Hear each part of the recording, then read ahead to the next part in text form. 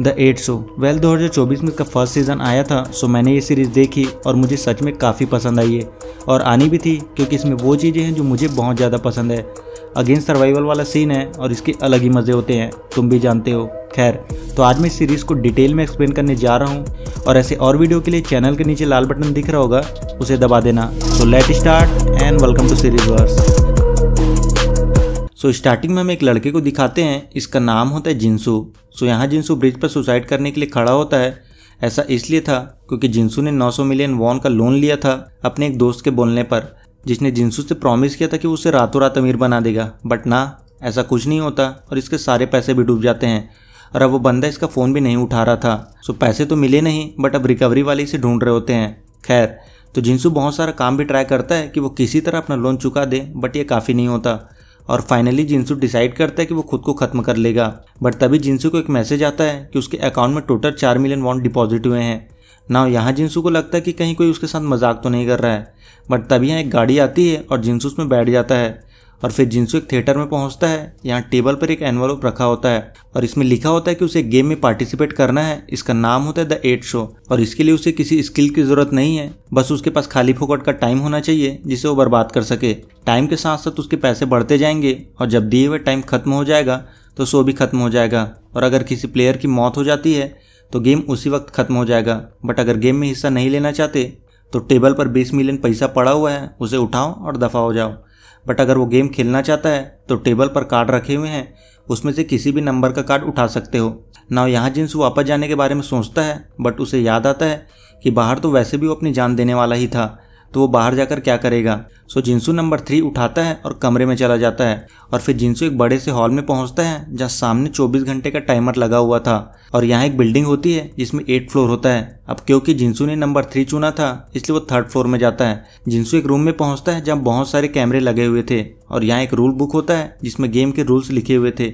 जिसके बाद जिनसू रूल पढ़ना स्टार्ट करता है। सो रूल के हिसाब से इन्हें जो कपड़े गेम खेलने के लिए दिए जाएंगे वही कपड़े इन्हें पहनने होंगे। रूम में टेलीकॉम लगा हुआ है जिसका यूज़ करके वो लोग रूम के अंदर यूज़ होने वाला सामान खरीद सकते हैं, बट उसे रूम के बाहर नहीं ले जा सकते। बट यहाँ मिलने वाला सामान स्पेशल प्राइस पर होगा जो उनके इनाम से काटा जाएगा और रूम के बाहर यूज़ होने वाला सामान वो लोग बाहर स्क्वायर से खरीद सकते हैं। प्लेयर्स को रात 12 बजे से सुबह 8 बजे तक अपने रूम में ही रहना है। कैमरे को तोड़ फोड़ या ब्लॉक नहीं कर सकते और रूल तोड़ने पर इनाम की रकम आधी कर दी जाएगी और ये शो रात 12 बजे से स्टार्ट हो जाएगा। खैर, तो आधी रात से गेम स्टार्ट हो जाता है और क्योंकि जिनसू नंबर 3 होता है इसलिए उसके अकाउंट में 30,000 वॉन डिपॉजिट हो जाते हैं। ना जिनसू देखता है कि हर मिनट के साथ उसके पैसे बढ़ते जा रहे हैं। कुछ टाइम बाद जिनसू को टॉयलेट जाना होता है, बट रूम में कोई टॉयलेट नहीं होता और वो बाहर भी नहीं जा सकता था। बट यहाँ जिनसू को डिस्प्ले पर ऑप्शन दिया जाता है, बट यहाँ जिनसू नोटिस करता है कि यहाँ सामान का प्राइस 100 टाइम्स ज़्यादा है। तो जिनसू यहाँ अपने लिए एक बॉटल और कुछ पेपर्स खरीदता है ताकि वो बाथरूम कर सके और आराम से सो सके। अगले दिन जिनसू अपने रूम से बाहर जाता है और फिर बाकी प्लेयर से मिलता है और फिर ये लोग आपस में बात करते हैं कि यहाँ हर सामान नकली है और यहाँ बाथरूम नहीं है। सो उन्हें वेस्ट बैग चाहिए, बट अंदर से सामान खरीदते हैं तो वो बहुत ज़्यादा महंगा है, बट ये लोग स्क्वायर से सामान खरीद सकते हैं। सो यहाँ नंबर 6 एक सिगरेट का पैकेट और लाइटर खरीदता है और इनके 2 मिनट कट जाते हैं। सो इन्हें पता चलता है कि स्क्वायर में टाइम की कीमत से सामान खरीद सकते हैं। नाउ यहाँ सब मिलकर सबसे पहले कुछ टॉयलेट पेपर और बास्केट खरीदते हैं ताकि उसमें बाथरूम कर सके और फिर इन्हें भूख लगने लग जाती है। सो यहाँ नंबर 8 बताती है कि कल रात उसके कमरे में 12 प्लेट खाना और 12 बोतल पानी आए थे, बट उसने सारे प्लेट में से कुछ ना कुछ खा लिया, 1 बोतल पानी पी लिया और बाकी से नहा लिया। बहुत बढ़िया। ऑब्वियसली इतना खाना उसके अकेले के लिए नहीं हो सकता। सो ये बात सुनकर नंबर 2 गुस्सा हो जाती है और बोलती है कि बचा हुआ खाना उन्हें चाहिए, बट रूल के हिसाब से नंबर 8 कोई भी सामान कमरे से बाहर लेकर नहीं जा सकती। सो यहाँ नंबर 7 बताता है कि वो लोग डिलीवरी हैच का यूज़ करके खाना एक दूसरे को भेज सकते हैं और फिर ये लोग नंबर 8 के रूम में जाते हैं और ये लोग देखते हैं कि नंबर 8 का रूम बाकी रूम से काफ़ी बड़ा है।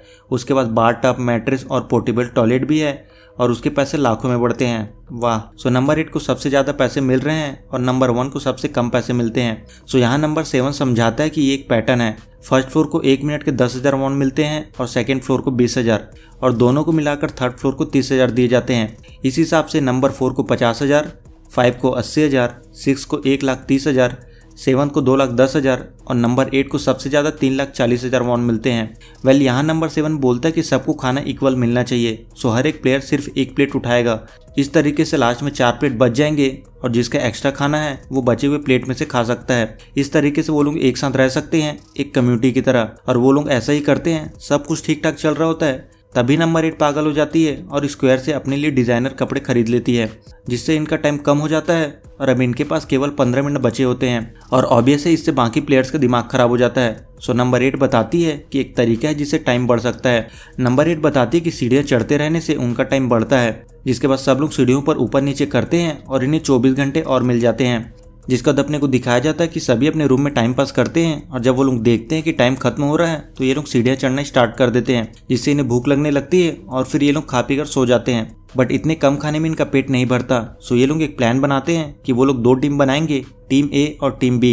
एक टीम काम करेगी और दूसरी टीम आराम, और जो बचा हुआ खाना है वो काम करने वाली टीम को दिया जाएगा। सो 2 टीम बन जाती है। टीम ए में होते हैं नंबर 1, 3, 5 और 7 और टीम बी में होते हैं नंबर 2, 4, 6 और 8। बट यहाँ नंबर 2 नंबर 1 के साथ अपना टीम बदल लेती है क्योंकि टीम बी में सब पागल थे। अब ऐसा ही होता है, एक टीम काम करती है और दूसरी टीम आराम, पर जो नंबर 1 होता है वो लंगड़ा होता है और उसे सीढ़ियाँ चढ़ने में दिक्कत होती है, और उसकी हेल्प के लिए पहले दिन नंबर 2 काम करती है और दूसरे दिन नंबर 3।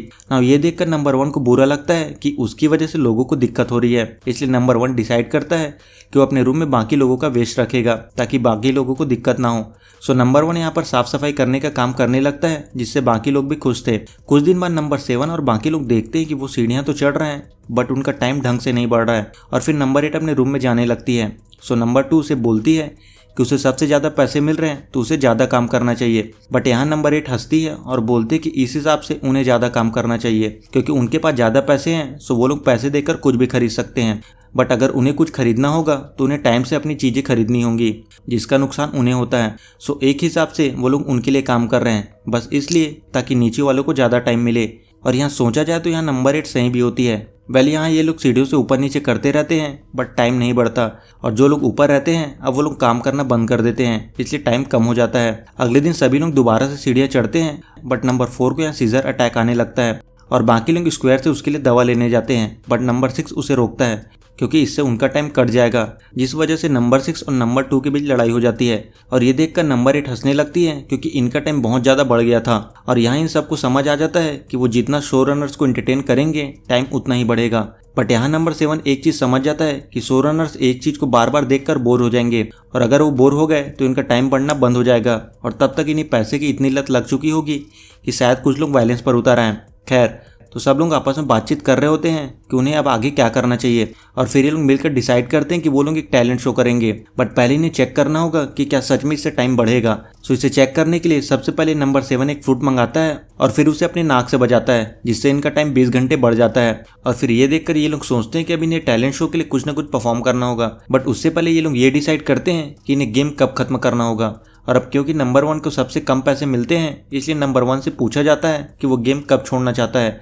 नंबर 1 बोलता है कि उसे यहाँ से बस 1 बिलियन कमाना है, और उसे इतना पैसा कमाने के लिए 2.5 महीने लग जाएंगे।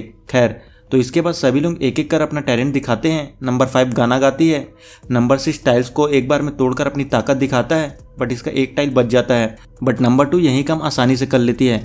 नंबर 4 गाना गाती है, बट ये वाहियात होता है। और फिर जिंसू की बारी आती है, और यहाँ जिंसू सोच रहा होता है कि वो क्या करेगा क्योंकि उसके पास तो कोई टैलेंट ही नहीं है। बट जिंसू डांस करता है जो कि कतई घटिया होता है, और इसने सबसे ज़्यादा टाइम कमाए होते हैं, पूरे 18 मिनट। बढ़िया। और फिर नंबर 1 की बारी आती है और सब सोच रहे होते हैं कि ये क्या ही करेगा, बट नंबर 1 एक जोकर वाला एक्ट परफॉर्म करता है और इसकी वजह से इनके 30 घंटे बढ़ जाते हैं। और फिर लास्ट में नंबर 8 की बारी आती है। सो यहाँ नंबर 8 बोलती है कि वो अपने रूम में परफॉर्म करेगी, और वो नंबर 7 को बोलती है उसके साथ चलकर सेक्स करने के लिए, बट वो मना कर देता है। यहाँ जिंसू नंबर 8 के साथ जाना चाहता था और वो खुला ऑफर देता है, बट नंबर 8 उसे मना कर देती है। और फिर नंबर 8 नंबर 6 को लेकर अपने रूम में जाती है और फिर ये दोनों इंटीमेट होते हैं, और इस वजह से इनका टाइम 69 घंटे बढ़ जाता है, और अब इन सारों ने मिलकर 120 घंटे कमाए थे। नाउ गेम खत्म होने के बाद नंबर 1 बोलता है कि उसके रूम छोटा पड़ रहा है वेस्ट रखने के लिए, और अब उसमें रहना भी मुश्किल हो रहा है। सो ये लोग डिसाइड करते कि वो लोग किसी एक प्लेयर के रूम में जाकर बाथरूम करेंगे, और इसके लिए वो लोग वोटिंग करेंगे कि वो किसके बाथरूम को यूज़ करेंगे। यहाँ जिनसू और नंबर 4 को डर होता है कि वो लोग उन्हें ही वोट करेंगे क्योंकि इन दोनों ने सबसे कम टाइम कमाए थे। जिसके बाद नंबर 4 सबको जाकर बोलती है कि वो लोग नंबर 8 को वोट करें क्योंकि उसका रूम काफ़ी बड़ा है। वहीं नंबर 6 7 को बोलता है कि वो नंबर 3 को वोट करे क्योंकि उसने टैलेंट शो में कुछ भी नहीं किया। जिसके बाद वोटिंग की गिनती शुरू होती है। जिनसू और नंबर 8 दोनों के 3-3 वोट हो जाते हैं और एक वोट ब्लैंक होता है और फिर आखिरी वोट भी नंबर 8 को जाता है और यहाँ नंबर 8 हार जाती है और रूल के हिसाब से अब सब नंबर 8 के रूम का बाथरूम यूज़ करेंगे। बट यहाँ होता ये है कि नंबर 8 अपना बाथरूम यूज़ करने के लिए दूसरों को की नहीं देती। नंबर 8 बोलती है वो उन सब से अलग है और वो वहाँ से चली जाती है और अगले दिन सबका खाना पीना बंद कर देती है और इन सबको पता चलता है कि नंबर 8 क्यों अलग है और अब इन सब की लग गई। जिसके बाद सभी लोग भूख से तड़प रहे होते हैं और इनसे इनका टाइम और बढ़ जाता है। नंबर 2 यहाँ भूख से नहीं मरना चाहती थी इसलिए वो डिसाइड करती कि वो सारा टाइम खत्म कर देगी, जिससे उसके और नंबर 6 के बीच झगड़ा होने लगता है। और फिर यहाँ जिनसू और नंबर 4 मिलकर डिसाइड करते हैं कि वो दोनों मिलकर वेस्ट रखेंगे और अपना फैसला वापस ले लेंगे और नंबर 8 से सॉरी बोलेंगे। जिसके बाद नंबर 7 नंबर 8 से बात करता है कि उन लोगों ने अपना फैसला वापस ले लिया है और कोई भी उसका बाथरूम यूज़ नहीं करेगा। और फिर नंबर 8 दरवाज़ा खोल देती है और इन्हें यहाँ एक चीज़ समझ आ जाती है कि वो लोग नंबर 8 से झगड़ा मोल नहीं ले सकते। खैर तो अगले दिन से इन्हें फिर से खाना मिलना स्टार्ट हो जाता है। जिसके बाद से जिनसू के कमरे में कचरा आने लगता है और वो सोच रहा होता है कि पता नहीं नंबर 4 अपने कमरे में कचरा रख भी रही है कि नहीं, इतना कचरा एक ही कमरे में कैसे आ रहा है। और यहाँ जिनसू सही भी होता है, नंबर 4 ने बोला था कि वो कचरा रखेगी बट ऐसा था नहीं। खैर तो आगे नंबर 8 इन्हें एक नए गेम के बारे में बताती है और इस गेम का नाम होता है किंग। सो रूल सिंपल होता है, इन्हें बहुत सारे बॉल में से इन्हें एक बॉल को चुनना होगा और जिसके बॉल में के लिखा होगा वो किंग होगा और उसकी बात सबको माननी होगी। सो गेम स्टार्ट होता है और सबसे पहले नंबर 5 किंग बनती है और वो बोलती है कि जिसके पास बॉल नंबर 2 और 5 आया है वो लोग एक दूसरे का हाथ पकड़े रहेंगे अगले राउंड तक, और जिनके पास ये दोनों नंबर के बॉल आए हुए थे वो होते हैं नंबर 6 और नंबर 7। देन अगले राउंड में नंबर 4 किंग बनती है और वो बोलती है कि बॉल नंबर 6 और 7 एक दूसरे को किस करेंगे। सो यहाँ बॉल नंबर 6 और 7 होते प्लेयर नंबर 5 और 1। और फिर अगले राउंड में किंग बनती है नंबर 8 और वो जिनसू और नंबर 2 को फ्रेंच किस करने के लिए बोलती है। बट यहाँ नंबर 2 ये करने से मना कर देती है। नंबर 2 बोलती है उसे किसी से लड़ने को बोला जाए तो वो लड़ लेगी। तो नंबर 8 उसे नंबर 6 से लड़ने के लिए बोलती है। जिसके बाद इन दोनों में फाइट होती है। पहले नंबर 2 नंबर 6 को बहुत बुरी तरह से मारती है और उसे हार मानने के लिए बोलती है, बट उसके हाथ में चोट लग जाती है जो कि पहले उसे टैलेंट वाले शो में लगी थी और मौके का फायदा उठाकर नंबर 6 उसे बहुत बुरी तरह से मारता है और इसकी वजह से इनके 50 घंटे बढ़ जाते हैं। बट नंबर 2 इसमें बहुत बुरी तरह से घायल हो जाती है। सो ये लोग डिसाइड करते हैं कि अब से वो लोग फाइट नहीं करेंगे और जो भी टास्क करने से मना करेगा उसे टेजर से शॉक दिया जाएगा। और फिर अगले दिन गेम फिर से स्टार्ट होता है और नंबर 8 फिर से किंग बन जाती है और वो बोलती है कि नंबर 3 को नंबर 5 के सीने को दबाना होगा, बट जिनसू ऐसा करने से मना कर देता है। जिसके बाद उसे टेजर से शॉक दिया जाता है जिससे इन्हें 60 घंटे एक्स्ट्रा मिलते हैं। बट ये शॉक इतना तेज होता है कि जिनसू अपना पैंट गीला कर देता है। और फिर अगले राउंड में नंबर 4 किंग बनती है और फिर से नंबर 2 और 6 को चुना जाता है और इन्हें हेड और टेल गैस करना होगा और जो गलत होगा उसे शॉक मिलेगा। सो यहाँ नंबर 2 हार जाती है। जिसके बाद उसे शॉक दिया जाता है और वो भी अपना पैंट गीला कर देती है।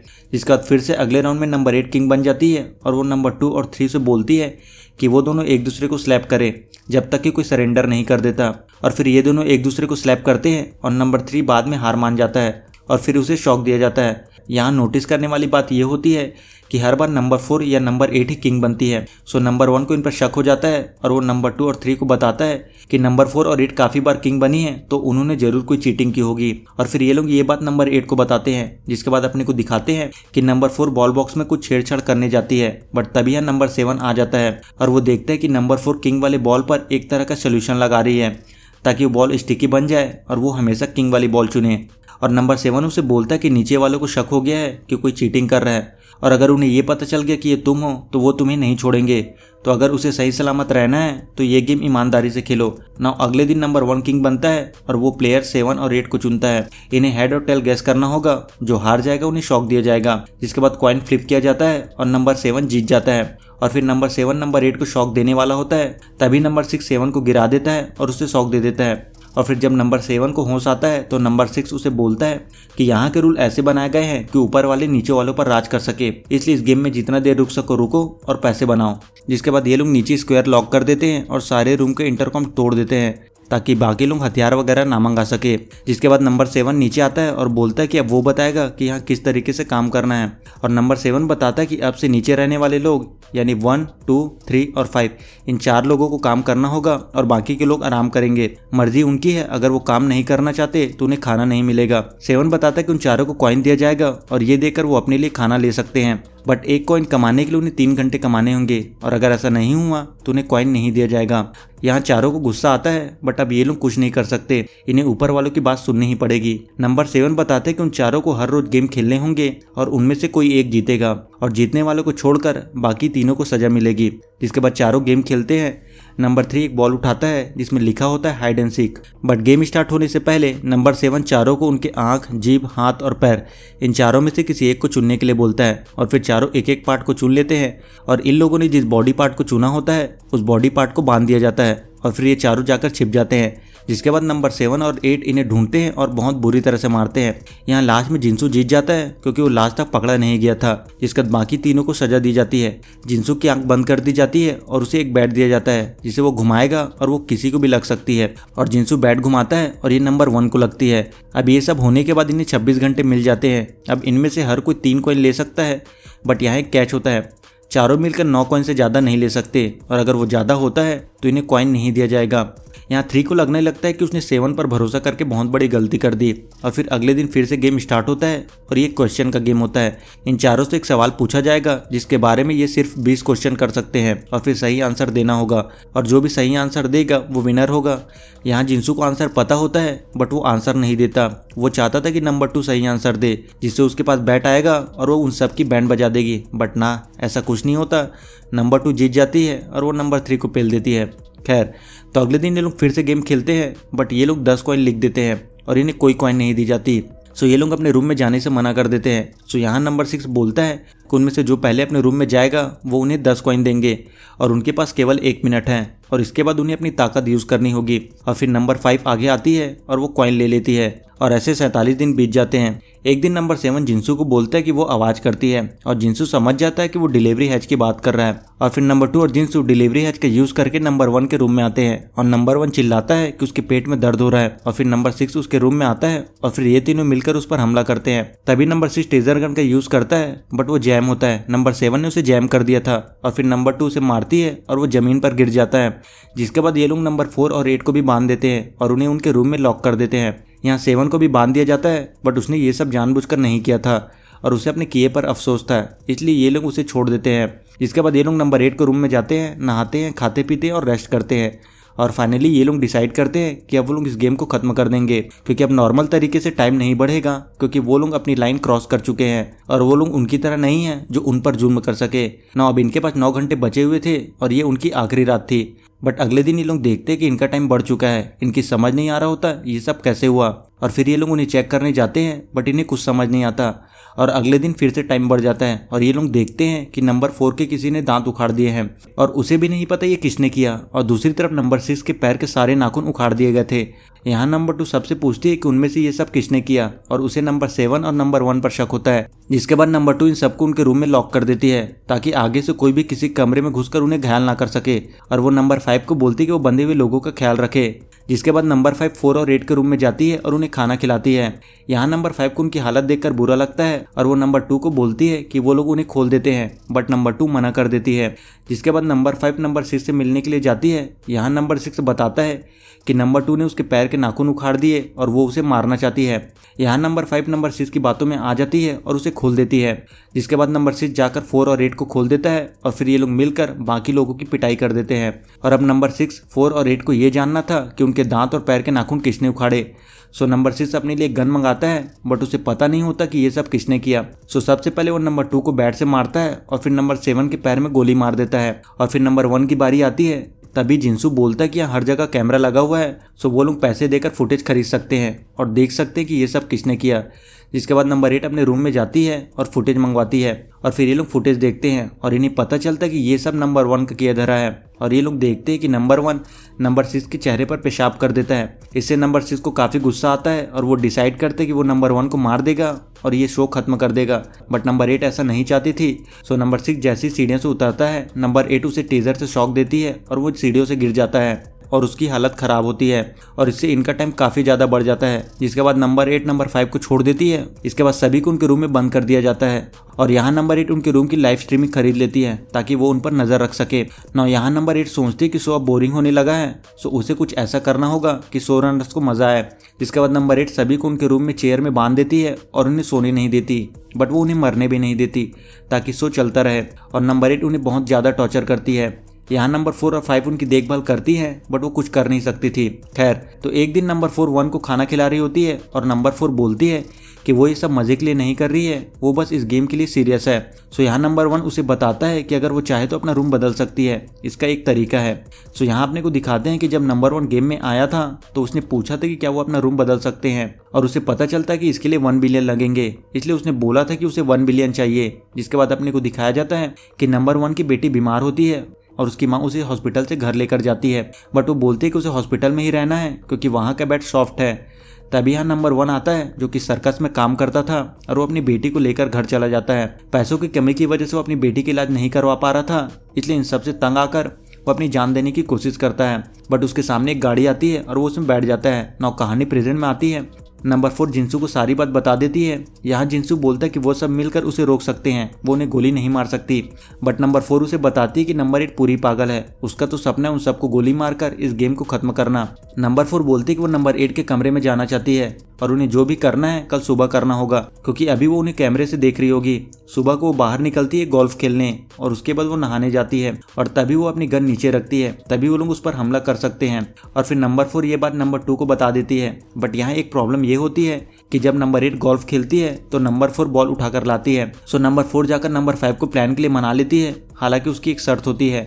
यहाँ नंबर 4 नंबर 5 की फैमिली के बारे में पूछती है। यहाँ नंबर 5 बताती है कि उसका पति बहुत अमीर हुआ करता था, बट वो उसका इज्जत नहीं करता था और उसका बाहर अफेयर चल रहा था, इसलिए बदला लेने के लिए वो नाइट क्लब जाने लगी। वहाँ उसे एक आदमी मिला जिसने उससे पैसे उधार लिए और उसने अपने पति का घर और क्लिनिक गिरवी रखकर उसे पैसे दिए। जब तक उसे हकीकत समझ आती, उसके हस्बैंड ने उस पर केस कर दिया और वो पूरी तरह से कंगाल हो गई। खैर, तो अगले दिन नंबर 4 नंबर 8 को गोल्फ खेलने के लिए लेकर जाती है और सेम टाइम में नंबर 5 जाकर जिंसू और नंबर 2 को खोल देती है।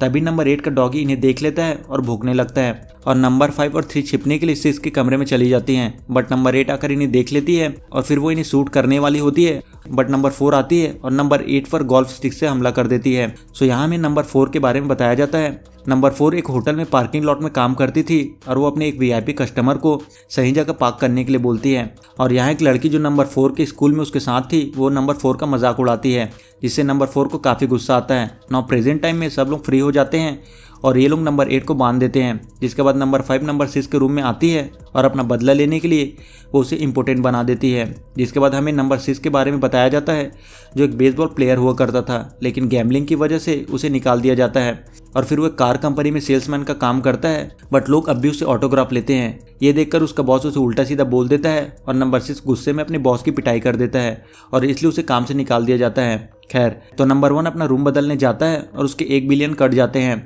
और यहाँ उसे एक एनवलप दिया जाता है जिसमें ये बताया गया था कि रूम बदलने के लिए उसे कितना पैसा लगेगा। मतलब कि 1 बिलियन केवल इसलिए था ताकि उन्हें बस इंस्ट्रक्शन दिया जा सके और अगर इन्हें 8th फ्लोर का रूम खरीदना है तो इन्हें 340 बिलियन लगेंगे। सो यहाँ नंबर 1 के सारे पैसे डूब जाते हैं। जिसके बाद अपने को नंबर 7 को दिखाते हैं और इसका नाम होता है मिस्टर यू और ये स्क्रिप्ट राइटर होता है। बट नंबर 7 का स्क्रिप्ट कुछ ज़्यादा ही रियल होता है जो लोगों को एंटरटेन नहीं करता, इसलिए प्रोड्यूसर इसे काम नहीं देते थे। और फिर हमें नंबर 2 को दिखाते हैं जो एक कंस्ट्रक्शन वर्कर थी। नंबर 2 का एक साथी हॉस्पिटल में एडमिट होता है और अगर सर्जरी नहीं हुई तो वो जिंदा नहीं बचेगा। सो नंबर 2 बोलती है कि सर्जरी करने के लिए जितने भी पैसे लगेंगे वो खुद देगी। नाउ कहानी प्रेजेंट में आती है और नंबर 2 सबको बोलते हैं कि अब ये गेम खत्म करते हैं और बाहर जाकर थोड़ा थोड़ा पैसा फर्स्ट फ्लोर को दे देते हैं क्योंकि अब वो लोग कुछ नहीं कर सकते। बट यहाँ नंबर 1 गन उठा लेता है और वो बोलता है कि वो किसी को भी गेम से बाहर नहीं जाने देगा क्योंकि वो खाली हाथ यहाँ से नहीं जा सकता। ये देखकर नंबर 8 हंसने लगती है क्योंकि इन सब की वजह से उनका टाइम बढ़ता जा रहा था। जिसके बाद हमें नंबर 8 को दिखाते हैं जो कि परफॉर्मेंस आर्टिस्ट हुआ करती थी, मगर अब वो कंगाल हो चुकी है और उसे कोई पसंद नहीं करता। नाउ नंबर 1 सबको बांध देता है और फिर नंबर 1 एक सर्कस एक्ट दिखाने लगता है जिसमें वो हाइट में जाकर रस्सियों पर चलने लगता है और फिर उसमें जंप करता है। बट वो इतना ऊपर जंप करता है कि वो छत पर लगे प्रोजेक्टर को पकड़ लेता है और फिर प्रोजेक्टर नीचे गिरता है और उसमें आग लग जाती है। नंबर 1 का बैलेंस बिगड़ जाता है और वो आग में गिर जाता है। बाकी लोग उसे किसी तरह बचाते हैं बट वो काफ़ी जल चुका था और नंबर 3 मदद भेजने के लिए बोलता है। बट शो रनर को ये सब देखकर काफ़ी मज़ा आ रहा था और इनका टाइम 1440 घंटे बढ़ गया था ना। यहाँ नंबर 8 बोलते कि उसने पहले ही कहा था कि ये शो कभी खत्म नहीं होगा।